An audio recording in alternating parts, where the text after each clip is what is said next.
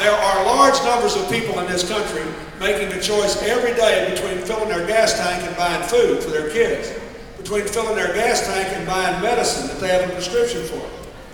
So Hillary wants to try to give some short-term relief, at least through the summer months, by doing three things. Number one, divert fuel intended for the Strategic Petroleum Reserve, send it straight to the refineries, increase the volume of oil, increase the volume of gasoline, and drive the price down. That is responsible. Look, I ran that reserve. That's the president's responsibility. It is 97% full. It will deal with any challenge we face. We got plenty. We don't need more. We ought to put it there and lower the price. Number two, she believes there should be a holiday from the federal gas tax of 18.4 cents a gallon, at least through the summer. And that we should pay for that by putting a fee on the record profits of the oil companies and letting them kick in so you can save a lot of money. Number three, she thinks there ought to be a federal investigation to see whether the oil companies have used the high prices to charge even more than they legally can for gasoline. Now, when she proposed this, she was perfectly well aware that she would be severely criticized by people who say, oh, you're just pandering, this don't solve the problem, and this is no money. And of course, there's a big difference between her and her opponent on this. But let me tell you something.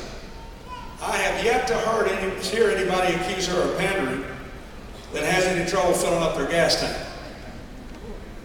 I met a woman the other night at a rally just like this in another town in Indiana who came up to me at the end of the event with tears in her eyes, pushing her severely disabled daughter who was strapped in a wheelchair. Wasn't a wheelchair, sort of a cross between a pram and a wheelchair. I'd say the child was 8 years old.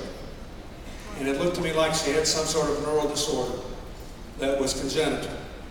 This woman was weeping, and she said, I'm here because of gasoline and health care, and I'm for Hillary. I said, tell me about it.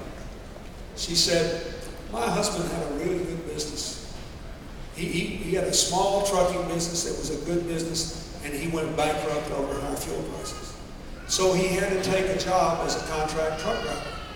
But the company he works for won't insure us, and they can't because of my daughter's pre-existing condition. She said, so what am I supposed to do?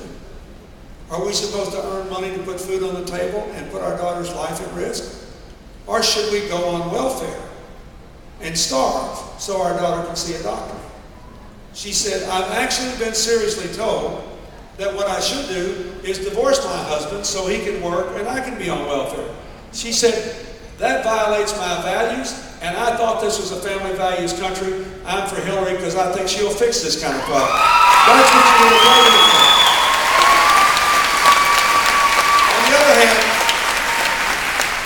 On the other hand, she has been straight with you that no president and no politician can come here and promise to lower the price of oil on a permanent basis for a simple reason. There is a limited amount of oil in the ground.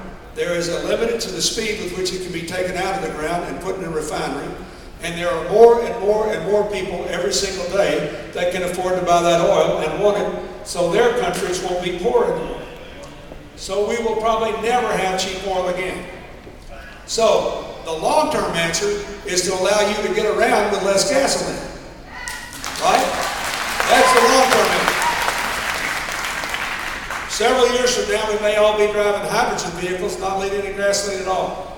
But I've been in all of them, I think, that have been made in America because I work in this now. My current life and my foundation life, when I'm not a volunteer campaign aide, is to try to help solve the world's problems. So I work on this global warming business and how to cut people's energy bills. The cheapest any any hydrogen vehicle is today is $250,000. And it's going to take us a while to get it down where anybody can afford to buy one. But there are other options.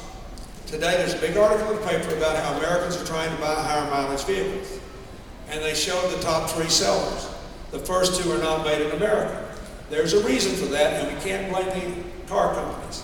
Every time in the past we've had a spike in gasoline prices, they try to make more new cars that get high mileage.